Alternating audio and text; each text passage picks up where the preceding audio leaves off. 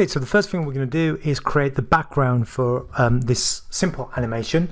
So I'm going to use Canva as the platform where I'm going to start to put all the elements together. And so I'm going to click on this tab here, which is presentation 16:9, and I get this background here. Now what we're going to do, we're going to do an underwater scene, and you'll see why I'm going to do that a bit later, because we're going to use another tool that's going to make a very nice underwater type of feel. And again, I'm going to try and use just all free products, so this shouldn't cost you any money, and trying to keep this one as simple as possible. So what we want to do is look for a background. As you can see, most of these are pro. So what you can do, you can go through here, you can try and find a one that is free if that's what you need.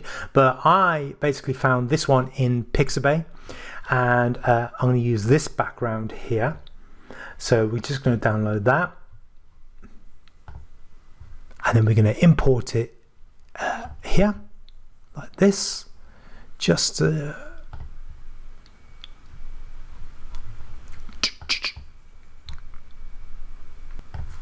okay, so I've just imported it, and as you can see, it looks pretty nice.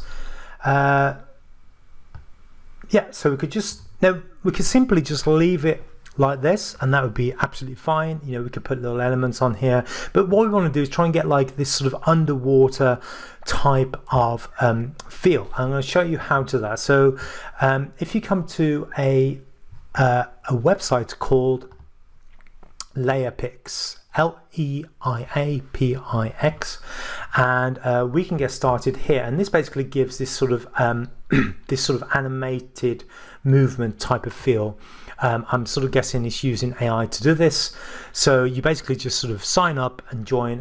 Okay, simple way to join up, and you get 60 credits. So we're going to upload our background that we've just downloaded here, this one. So we've basically got something here, and what I've done, I've messed around with these settings to try and get something more underwatery feel.